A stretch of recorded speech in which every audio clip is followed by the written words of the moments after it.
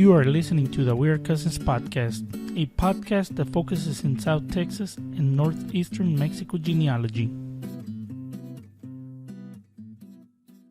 Thank you for joining us today. Wellester Alvarado and I will be talking to Roberto Herrera Rite. He's the author of the book El Diezmero de Reynosa, Don Vicente López de Herrera. He's an honorary member of Las Villas del Norte and past president of the Asociación de Genealogía de Nuevo León. Here's our conversation about his research on the Martinez from Northeastern Mexico. But before we get started, I want to thank Las Villas del Norte for sponsoring this episode. Las Villas del Norte Genealogy Group helps you find your ancestors by providing you with online presentations, how-to videos, and publications so you can leave a legacy for your children and their children. Make sure and visit them at lasvillasdelnorte.com. Once again, that is lasvillasdelnorte.com. And now to our conversation. Thank you all for being here today. Today we have Roberto Herrera Rite. Hopefully I'm pronouncing his name right. Sure. And me and Wellester chose to invite Mr. Herrera because if you guys don't know, he's actually an author, and he wrote a book about one of his ancestors. And it's a very good book, but I'll let him tell you guys about that book in a little bit. And with nothing else, Roberto, thank you for being here.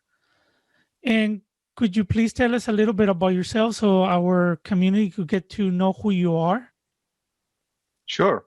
Well, my name is Roberto Herrera Rite. I was born here in Monterrey, Mexico, back in 1952, long time ago.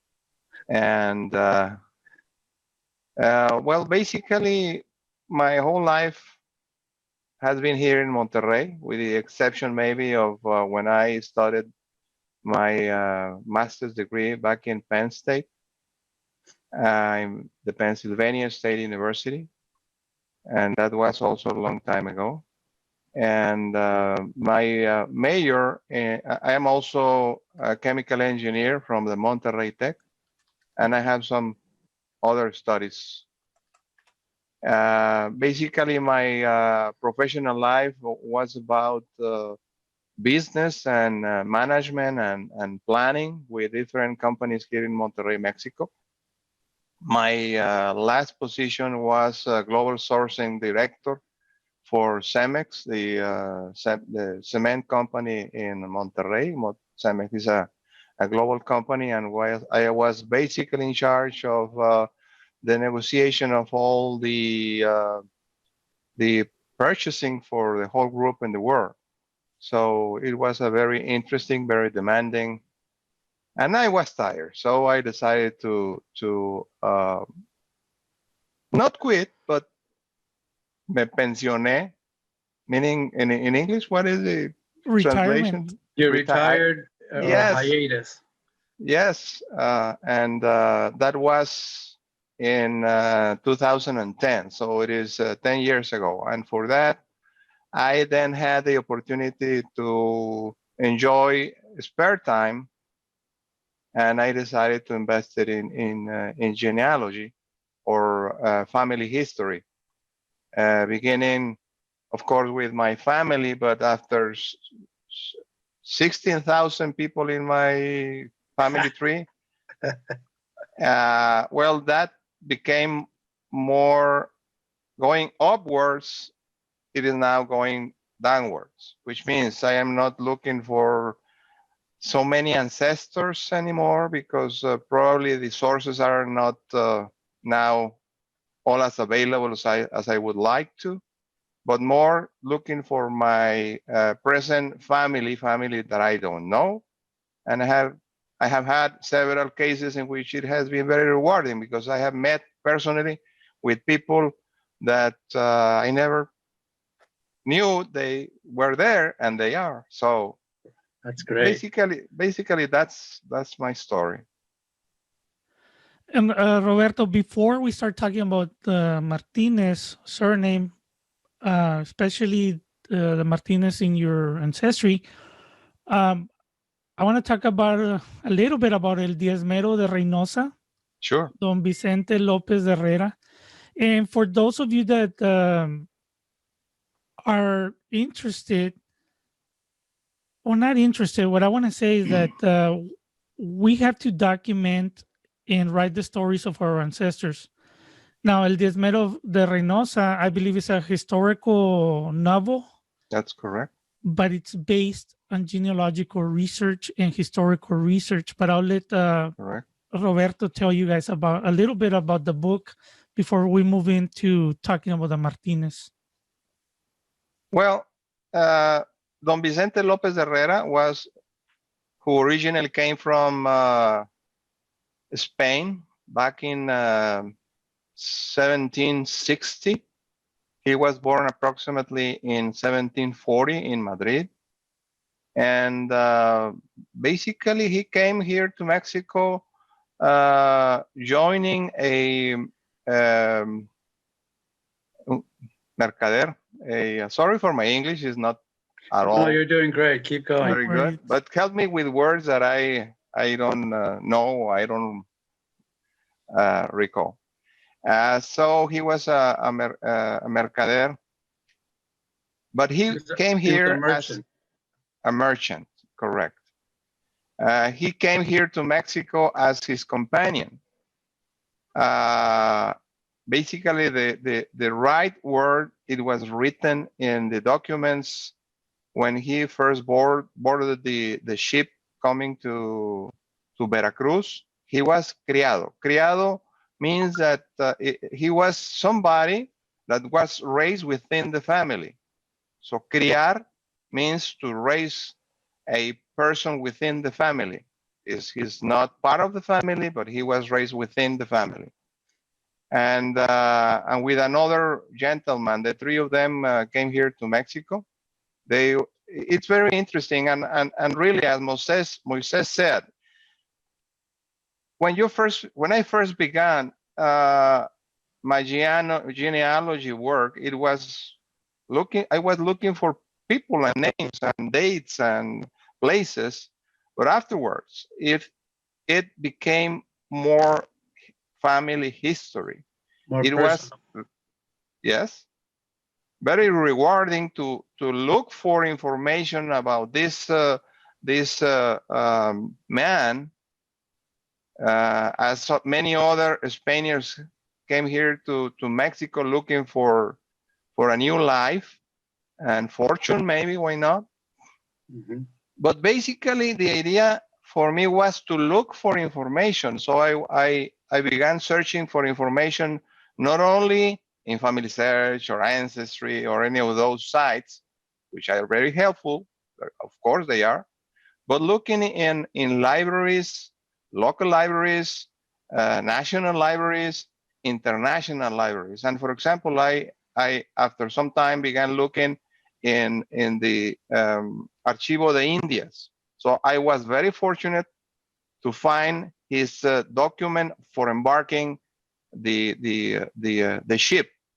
And after that, because there was some information very important, like for example, who was the captain of the ship and when they sail, and many other information, pieces of information. So I began looking for the origins of those parts of information, like who was this captain, what he was doing, etc. So piece after piece after piece, I came putting together a whole lot of information about Don Vicente. It's like and a not puzzle. only that, It's yes, like a puzzle.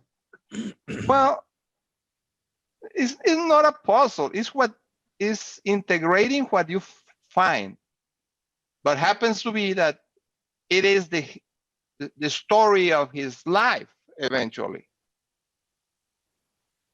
And here in Mexico, I also went and looked in the National Archives in Mexico City, and there were pieces of information about him. He was from Chilapa. I mean, he lived in Chilapa, Guerrero, and he had. And then you begin now putting together the puzzle, as you say, Wellster, because now you put in chronological order or the facts, and then what you have is a history of a person coming to Mexico. And then, well, the reason why I decided to write this novel is because I believe this was going to be an easier way to learn about his story or about history, because it is complemented with pieces of information about the different cities and sites he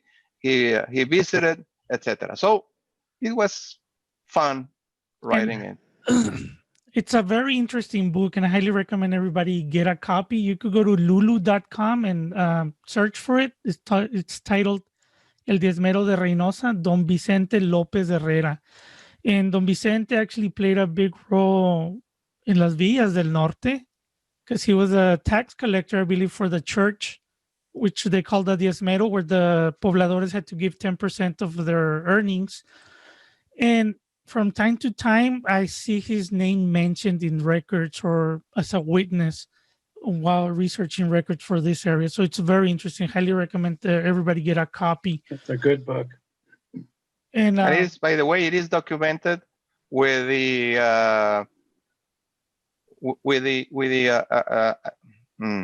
la cita. The sources on the back. The sources, but you can go directly to the birth or baptism certificate or matrimony, etc. So it's well complemented, I would say. And I just want to mention Roberto.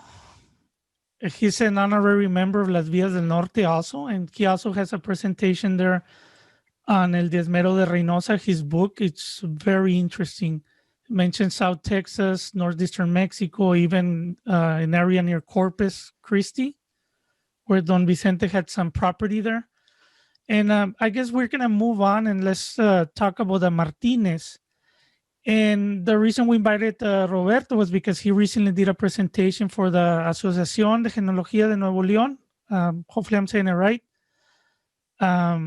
It's 160 some slides, but he'll let us know he didn't get through all the slides. Presentation. So well documented and a wealth of information. Yeah, I was looking at the PowerPoint. I'm like, this is a book. It's a book. Well, nothing. Well, let me tell you, nothing compared with what Moises recently published about the Martinez and Jose Martinez. And he was so kind to let me use it to document part of my work that I did for the Asociación de Genealogía.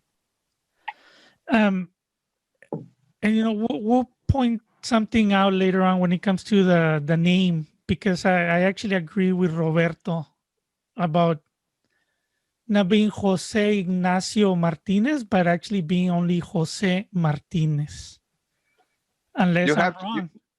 You have to read the presentation in full. Okay. Why? Because I found a document in a dispensa where he is named Jose Ignacio. So then it is right. Then the name is right.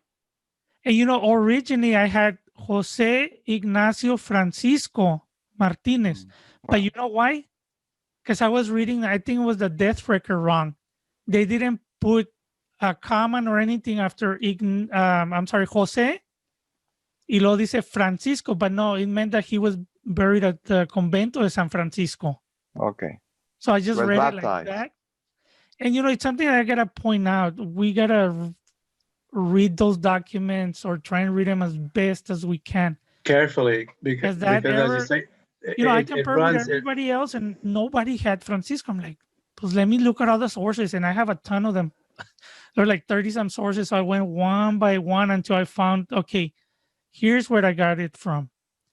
Because unfortunately I didn't write exactly where that and that's Moises, that's where the problems come in, where the people say, no, I read it in the document, it says this, but you're right, at the comma or the period or the when they shorten the names, people take it, yes, they take it out of context and they apply it as if it's true. Bueno, pues I guess let's get started. Roberto, Yes. Would you tell us about why you started researching the Martinez name, and just tell us about eventually the purpose of putting a presentation together, or what, Sure. how you, or what Well, motivated you to dig deeper? Sure.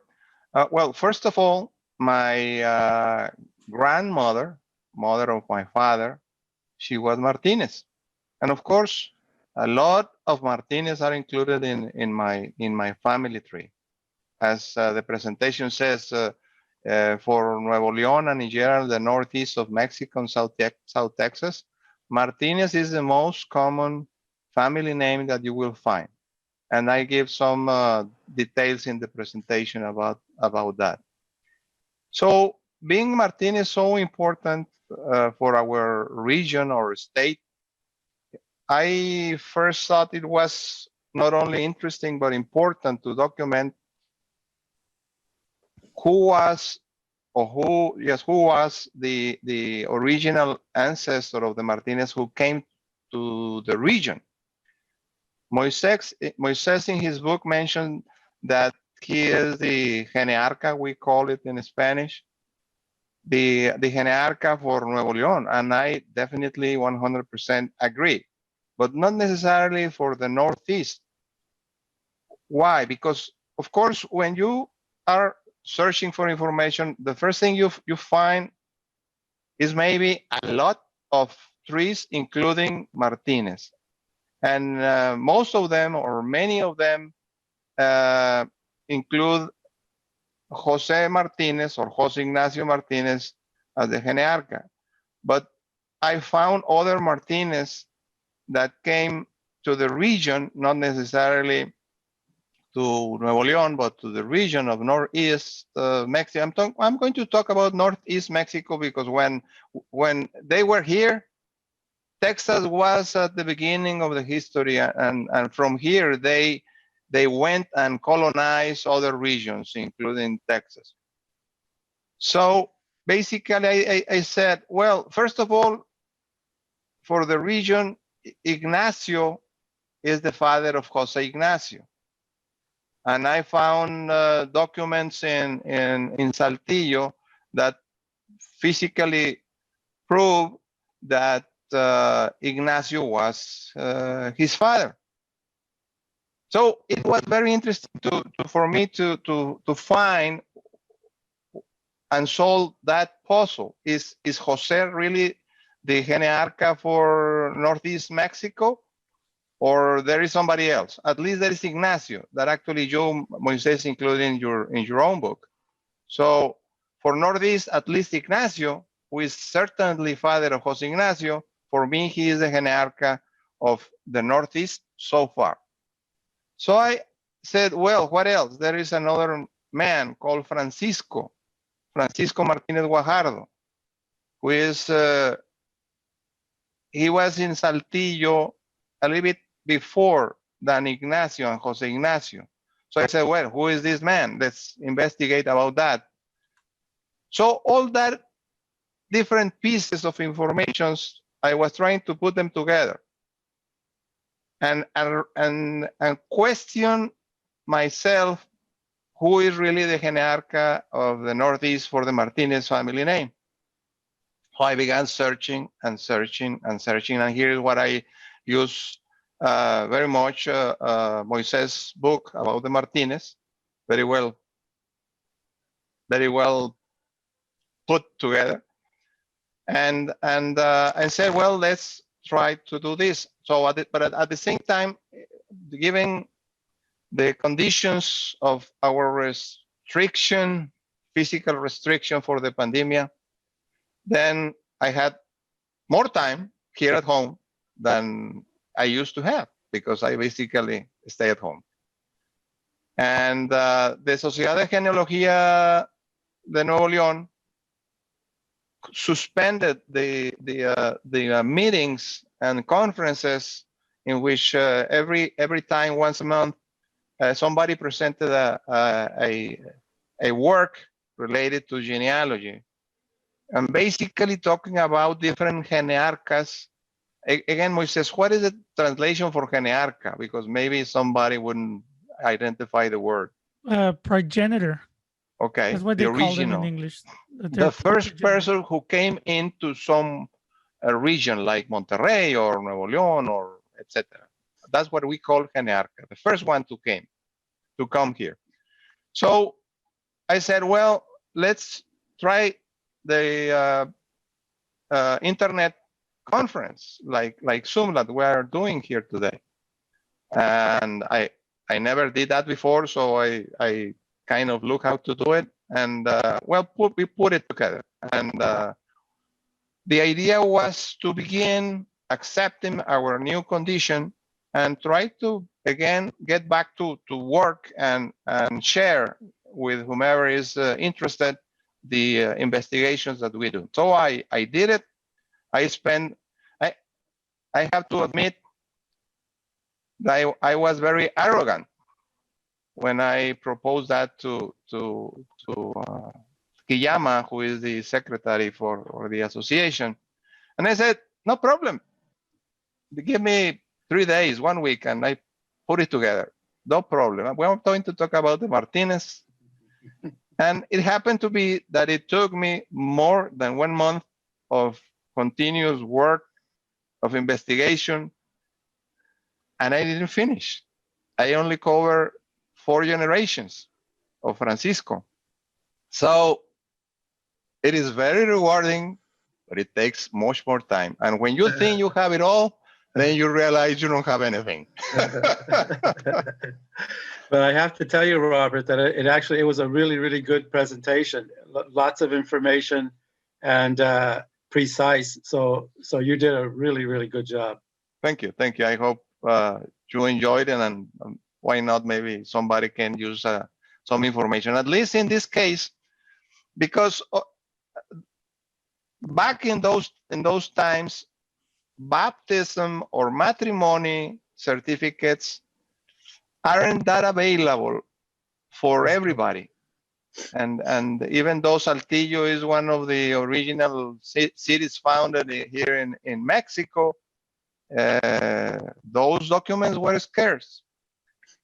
So I was very fortunate that Edna Elizondo shared with me and taught me how to use the Dispensas book, and basically Dispensas of Guadalajara.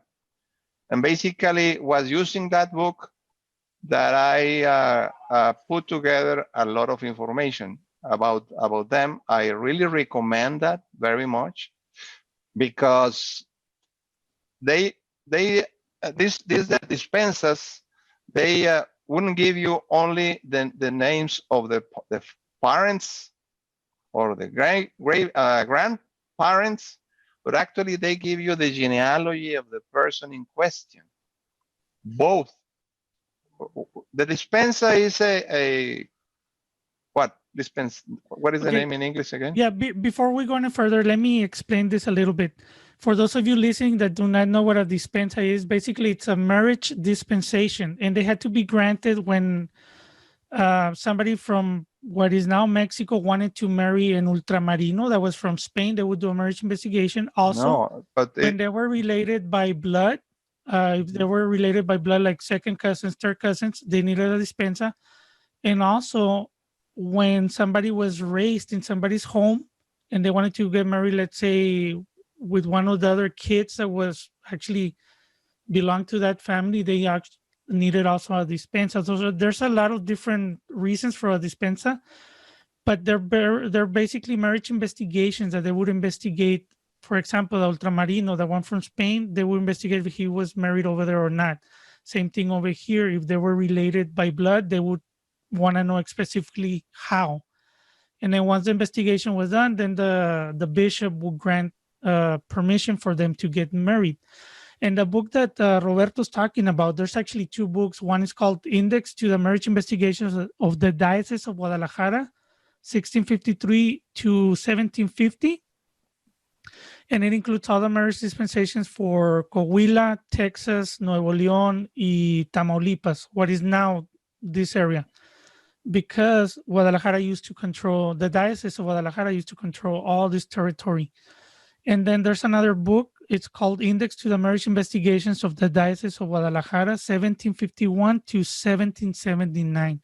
And the reason they stopped in 1779, that's where the Diocese of Linares was created, where now the Diocese of Linares was in charge of all this area for the marriage dispensations. Unfortunately, these two books are very rare, but if you go to worldcat.org and type in their names, it'll show you what library closest to you has a copy of the books. That's the only place you're going to be able to find them right now, or unless at a conference that somebody's selling their copy, which I doubt anybody's going to get rid of because they're so valuable, these books. Yes, I maybe would add that dispensations were not only in Mexico, there were within the Catholic Church, the whole Catholic Church, and the reason is for the same is to try to protect the families of the problems that come from having the same blood. Maybe you remember or have read that in the king's family in Europe, they of course they used, still do, to marry within the same family to protect the worth, the power, The lineage. the lineage. And basically what eventually happened is that the children came with deformations or health problems that actually we still have until these days. Correct. It has to be it has to be taken into account when you decide who to marry to, because there could be blood problems. So that was the original reason for that. But I also would say that because they granted dispensations for everybody that would request. So basically, I would say that also some economics were involved in Absolutely. There was a compensation where the people paid money to the church, and it was almost a business. Well, this is what I think. I'm not certain, definitely, but at least the original reason for doing that, I would say, it is a good reason. Okay. And somebody was telling me that this, and he's actually one of our ancestors. He said on his marriage dispensation, he wrote, y me quiero casar con ella porque me gusta. Pero si escojo a cualquier otra muchacha de la región, voy a necesitar otra dispensa porque todas son mis primas. Pues sí. So basically, they were all related, and this is this comes from one of the first families in Nuevo León, early 1600s. And Moises, what is the name? What is the name of your association? Excuse me. Las Villas del Norte. And the other one? We are cousins. Oh, we are all cousins. And that's something me and Wellester talk about here. The Martinez, it's so interesting to almost everybody, and we're cousins because everybody has a Martinez ancestor in their tree. Sooner or later. Because we're all related, 5 to 8 generations, we're all family. Moises and I haven't counted all the times we have been primos, but every time he publishes, I am the same. I mean, I have that name. I am descendant of the same fifth grandfather, etc. of Moises. So we're very cousins. And the reason that I do a blog post or 2 per month about a record and post it is because I know that a lot of people have those same ancestors, and it just making it easier for them to find the original record. So, and that's why people, I guess, like to get those emails, because they're waiting. Okay, is that gonna be my ancestor then? The image. Sure. So it's very interesting. Well, let's talk about Martinez then. Yeah, and the Martinez, from research, right? They come from Coahuila. The first families got to Coahuila. We're talking about northeastern Mexico, Coahuila. That's where the main route is. But then the book that Roberto's talking about is Martinez, Last Names of Nuevo León. It's in the book series Last Names of Nuevo León that I'm doing. And the reason that I started those books was because in San Antonio, I was doing research and I came across a book that was very interesting. And I know you probably have heard about it. It's titled, let me just get the title here. It's titled Apellidos de Nuevo León, siglos XVI, XVII, XVIII by Mendrichaga. Let me get let me just make sure I have his name right. Just give me a few seconds. Yeah, by Tomás Mendrichaga Cueva. So what he did, he got the most popular last names in Nuevo León and tried to find out who was the first person to get to Nuevo León. So basically my books here, and he provides 1 or 2 generations of their descendants. So basically what I'm doing, I'm taking what he did, but expanding it up to, in some cases, 12 generations or 6, 7, 8 generations of descendants. And it was this book that motivated me. And the other book was the Garza and Trevino book that he wrote, that I found it so useful. And I thought to myself, it would be great if we had similar books, but for all the other last names. So basically that's a motivation, or what motivated me to start doing those series. Excellent job. Okay, well, back to the Martinez. Since they started in Coahuila, and then Ignacio came to Monterrey.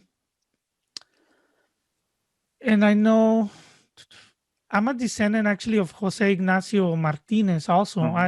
Wellester, are you also a descendant? Yeah, I haven't found that yet. Any Martinez in your tree? No. Well, no, there is. Yes, there is. But I haven't connected them with either you or with Robert, but I'm pretty sure if I have them here already in the Northeast, that they have to be connected to you guys. Sure. And that's the thing. There's a lot of Martinez branches out there that we haven't been able to connect. And the reason that I haven't been able to connect them is because I usually require a source or something solid where to document where it came from. So researchers could further go back, well, where did Moises get this? Oh, he got it from here. And then they could go and evaluate the source themselves. Well, then talking a little bit about the research that I did, and I was talking about this document I found in Saltillo archives, is that when Beatriz Martinez Guajardo, sister of Joseph Ignacio, was purchasing a property, a house, from his brother, Jose Ignacio, in Saltillo. And there is a very interesting, it is a very interesting piece of information because it tells that she is buying 1/6 of the property because they were 6 children of Ignacio. So at least from there, it doesn't say who are the other members of the family, but at least we know that there were 6. Correct. In total.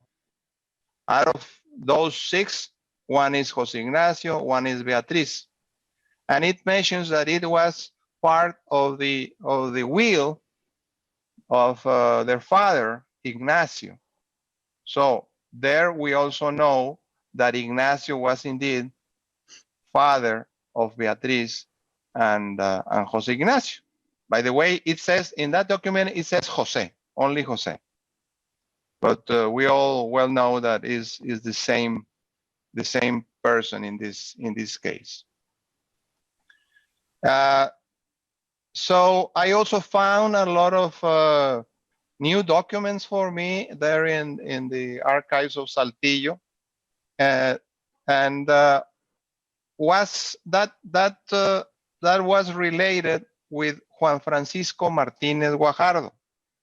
So I question myself because in many trees you find that Jose Ignacio, father of Jose Ignacio, was son of Juan Francisco, Many family trees say that, but I kind of questioned that. So I said, well, let's suppose that is true.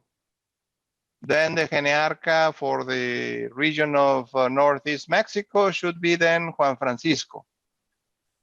But then to prove that, I had to find a document where Ignacio was mentioned as son of Juan Francisco. And let me tell you, after 4 generations, I haven't found that document that says that Jose Ignacio or Jose is grandson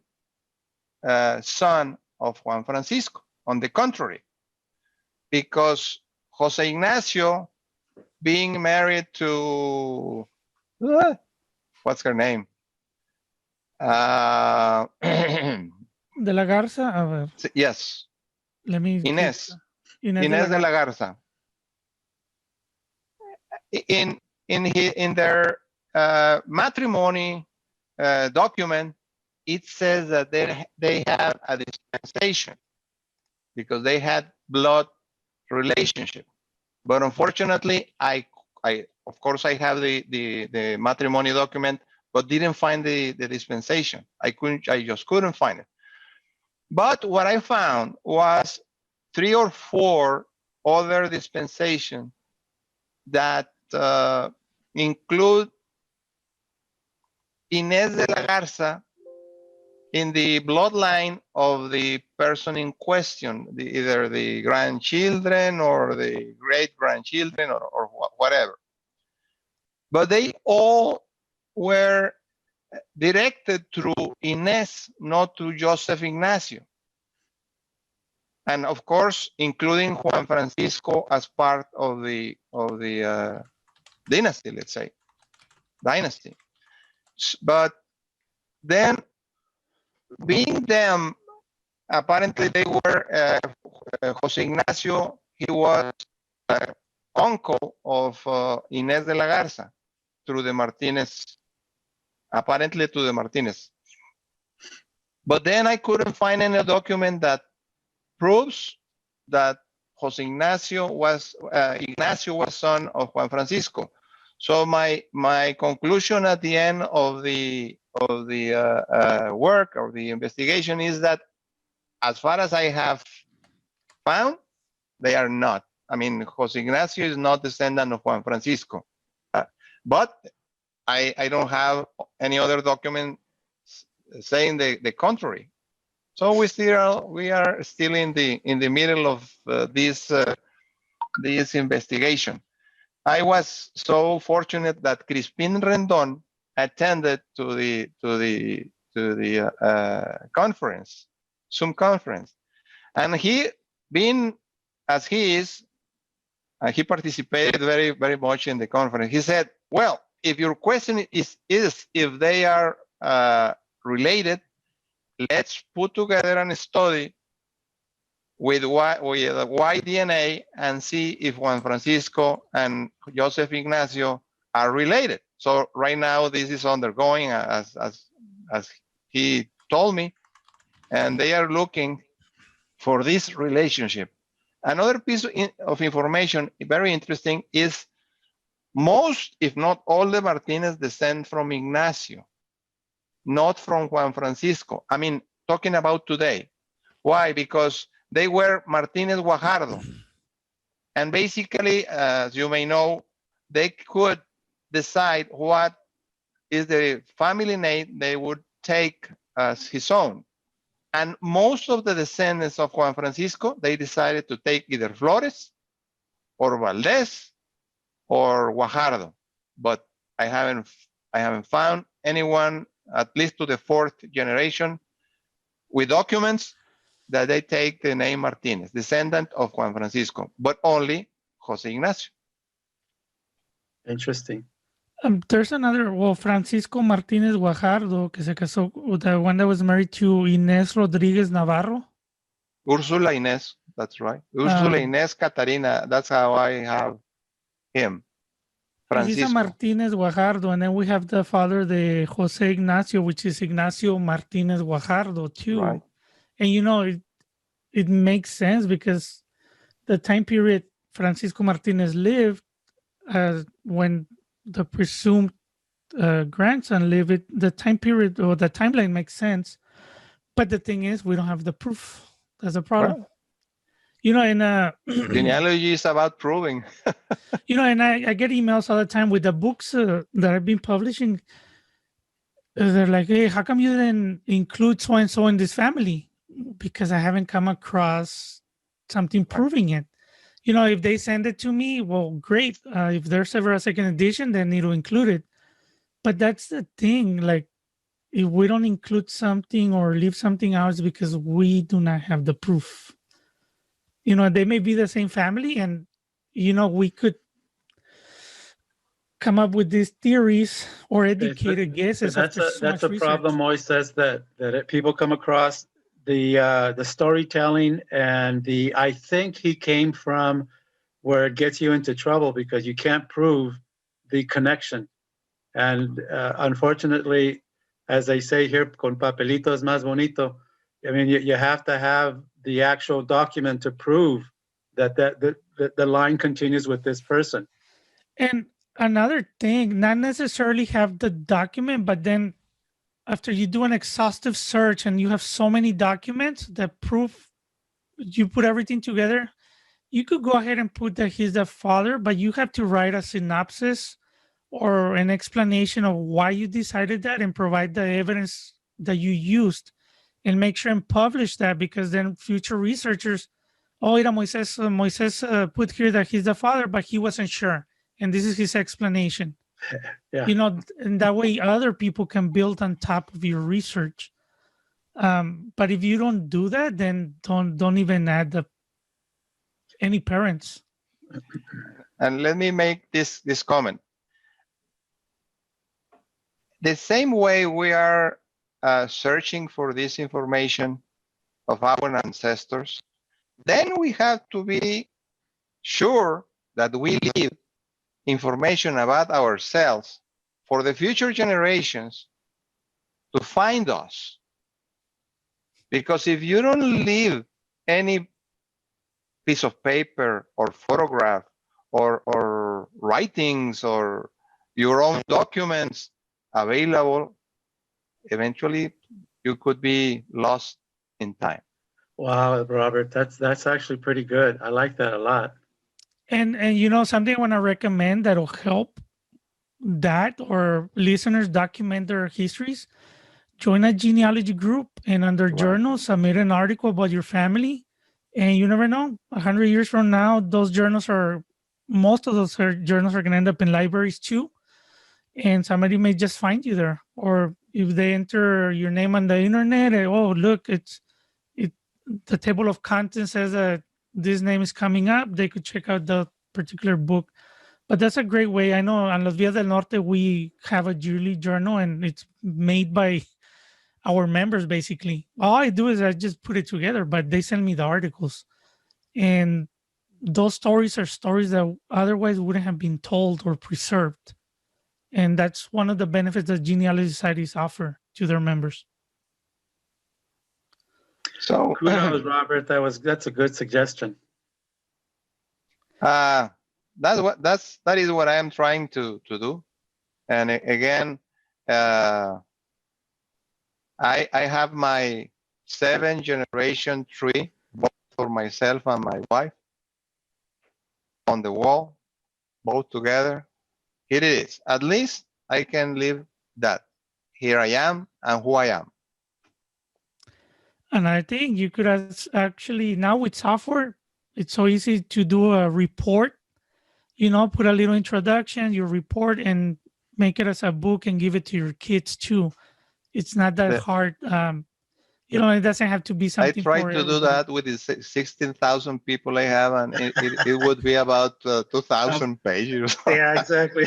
You know, but to keep it manageable and something that I think everybody should do is just focus on 5 generations, 6 generations, you know, because further back, there's a lot of more information available out there. So whoever gets from you to 6 generations back is going to be able to take those generations back or find those ancestors. And not only that, but let me tell you, I made a little document about this size, and I wrap it in plastic, and I have it in my wallet, and I have 5 generations there, and every Sunday I pray for them. That's awesome. That's excellent. Those are good thoughts, Robert. We need to talk about that in the Sociedad Genealógica. Well, really good thoughts. We need a speaker.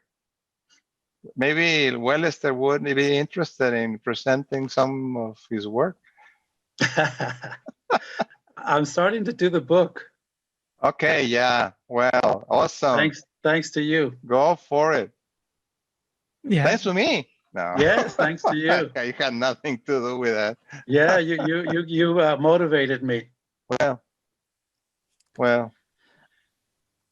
Then And I just would like to remark, and Moises, I want this document to be public. I mean, I don't have any hesitation to share it with anybody interested. So if somebody call you and ask for it, you have the copy, you can share it openly. Yeah, we're gonna have the audio publicly on weircousins.info, and on the menu just click podcast. It's gonna be there, and also we're gonna have it on the Weird Cousins official YouTube channel, where everybody could just go to YouTube. Anybody could just grab the link and email it to anybody so they could share it also. Sure. And this is what is there, like the fourth month that we're actually kept up with it. Right. And we're actually doing the podcast, and it's a great way to meet new people, talk to old friends. I know I've met you and had lunch with you here in Mission in the past. And hopefully people get to learn a little bit, from listening to us and our experiences. And the great part is that people like Robert who aren't afraid of holding on to that information so that nobody can see it. Robert's letting everybody openly take the information that he's worked so hard for and utilize it in their family. But let me tell you, Wellester, I have to be honest. And for 5 years, I didn't think that way. It was until recently that I said, okay, what am I going to do with it? That's right. At least somebody can get some worth out of it and use it for themselves. Or also at the same time, I am sure there are many mistakes there. So if anybody finds any mistake, just let me know, please. Yeah, but you have sources, and just by the documents we could tell where you got the information from. It's people's responsibility to do the legwork. Go verify. Don't just ask for stuff. Like, go do the legwork where the information came from, and look at go find the records yourself. That's what I tell people. And as I tell Wellester, I'm very open with my information. Like 90% of it's out there, available for free. Basically, the books is just a convenience fee if you look at it that way. All that information is out there. The only thing I've done is just put it together. And hopefully people see the value that's going to save them a lot of time on the research, because they could just, okay, one family, look at all the sources, let me go get all those records. Or but just to be clear, if you see something, even a book, if there's no document, to compare with the names, it's not true. You have to have the document. And there are books out there that just have information with no documentation, and the people think that it's true, and some of it is not. So when you have someone like Robert that does the research, and you, Moises, and you actually put all that information, your sources, and your microfilm and whatever, so that you can compare the name with an actual document, that's the best way to do it, and that's the best way to copy. But people copy without even verifying, and that's not good. Let me tell you something about that. I am still looking for more people for my family tree. And let me tell you that I don't desprecio the opportunity of at least looking at the name in order to look for Yes, the name. and that's what I mean by verifying. You have the Yes, lead, yes. the lead information, but now you have to verify it. Yeah, Right. and like some not only Ancestry but any online tree, most of them don't have any citations, right? But you still use the information as clues. It's 'cause exactly. you never it's a know. lead. It's a Clue, clue. clue is the word. Yeah, and the more experience you get, like if I see a book and it says, "Oh, so and so got married in Ciudad Mier in 1859," I'm not gonna not use that because it does not have a Disregard it, citation. exactly. I know that I could use that date and go to Family Search and go look for the record myself. Right. Those are clues that, or use them as clues. Exactly. Right. It's a good lead. And I do something else. I mean, Ancestry is a very important source of information. We're unfortunate, and actually, if you pay the fee, you can look at the books and documents, even download them, but they don't give you the original link to find in the original source. So whenever I find a lead in Ancestry, even having the original book image, I go to the original source. In most of the cases, Family Search, and look in the book, and look sometimes page after page after page. Well, more or less about having the dates. It's easier, much easier. But then I look for the Ancestry free link and write it down. Yeah, that's what I do because I publish stuff. I want people to go where they're gonna be able to see it for free. So if I find something on Ancestry, I go to Family Search, look for it there, and then copy their source or their citation. And that's something I told Ancestry one time. They did like I did like consulting for them. I told them, hey, you need to do what Family Search is doing. Put a citation that we could just copy and paste. But I guess they didn't listen to me. Not yet. Not yet. No, they provide very general, like, oh, it comes from this collection. I'm like, well, that's a whole building. There's thousands and thousands they of have a collections. cave. They have a cave digging in a stone full of documents. Yeah, but that's impressive and really recognizable. I really do appreciate all that work they do for us. I mean, definitely. Yeah, it's amazing. And that fee that we pay, well, that's gonna pay for employees to index and do more and find more information. So we have to see it like, because I hear it all the time. It's so expensive, and I'm thinking, yes, but they use that money to pay and make it grow. Pay other people to index collections, so we don't have to spend that time going image by image. And same thing, of course, Family Search is open and it's free, but in reality, it's not free because the church is paying for it. Yes. And all the indexing, guess what? The church is not paying the indexers; they're getting volunteers. Yeah. Imagine they had to pay to every volunteer. Of course, they were going to have to charge. Here in Mexico, there's a lot of volunteers, and I did it a few years back, and they're constantly asking, for support for volunteers to help them do the indexing. Let me give one comment. And you talk about the dispensation books, basically the Raúl Guerra and the other co-writers, which is a gem, is a diamond. Yes, but you don't find the original document there.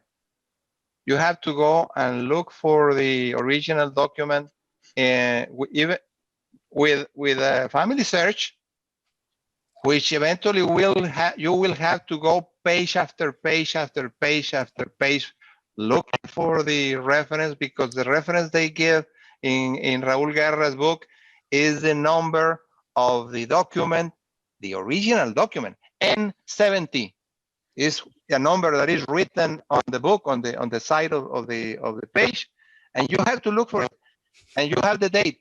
But unfortunately, most of the documents are not chronological, but only they are put together. Yes, you're right. To look page after page after page. But there is also another source, which is Dispensas de Guadalajara. That is for free. It's open. I don't have the string, the link. But it's, you could just Dispensas. Google it. Okay. If you are, well, the index books, they have the microfilm number on top of the page that tells you. You go to Family Search and click on catalog, enter the microfilm number, and it'll show you the microfilm. But some of those microfilms have like 2,000 pages. So what I do, jump 10 pages at a time until you find that particular document. I had somebody say, "Hey, Moises, you posted this synopsis, which was from the book. Did you ever look for the marriage dispensation? Because they're my ancestors." I told them, "Look, they're on this microfilm. If you find them dispensations, and because I'm not gonna do it, you know." But there are tricks. There are tricks to do that. If you put the image index, you remember there are little images one after the other. Yes, there's certain ways that the cover page looks. When a dispensa begins, it is almost not always, after a blank page. So since the document includes the book open, one page on the left should be in white, and the right should be written. And if you put the size of the image in a right size, then you will be able to identify there is a number in black on the side of the page. So if you go and look, not every page, but let's say 10 or 7 little figures, and you identify what figure has a white page on one side and a written page on the other, that most probably is the beginning of a dispensa. So then, instead of looking in 2,000 pages, you will have to find only in probably 600. You know, Roberto, that's a great tip, because the last time I searched for a marriage dispensation, Family Search hadn't added that feature. So you actually had to go image by image. But yeah, that's something that's amazing now, that you could put them as thumbnails. They call them thumbnails. You could actually use the procedure that you just mentioned. It's not perfect, because sometimes it is not quite right, but it helps. It helps. Now, another is, there is, as you mentioned, the number of the film on every site of Raúl Guerra's. If from there you take that number and then go to the Dispensas de Guadalajara, the arrangement of the work is by periods of years. But you can use the look for, tell me, Moises. The catalog? Or? No. The computer, you can look for information, and then it puts a little square on the right hand side, and then you write the where you're browsing, and, yes. and you ask for information. You know, you click, you put in the topic, and it sends you off. So you go to the period of time, and it will show all the microfilms are included in that period of time, the number of the microfilms.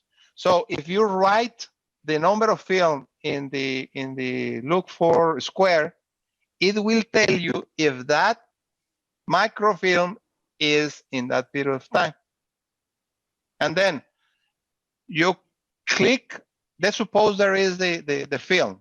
Let's suppose, and it will show you in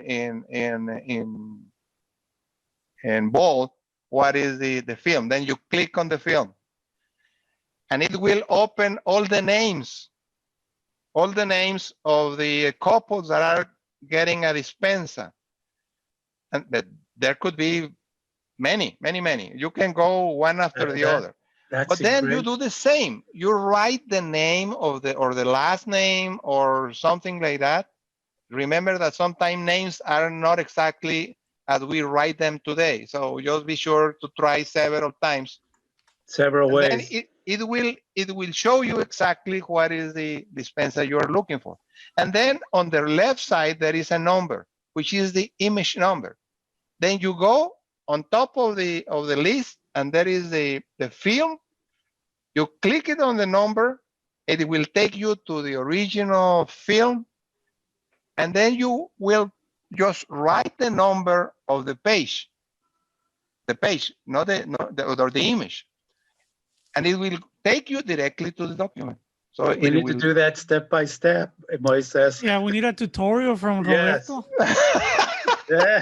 Where he shares the screen and after looking for more than 1,000 dispensers, let me tell you, you have to find the ways. Yes.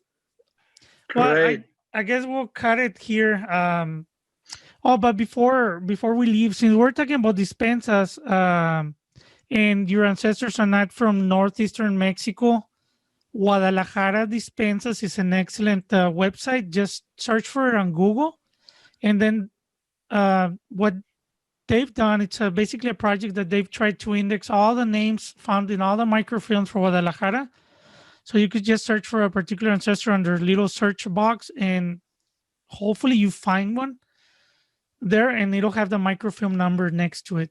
Another website that they modeled it after Guadalajara Dispensas is called, I want to say Michoacán Dispensas, and it's for the Diocese of Michoacán.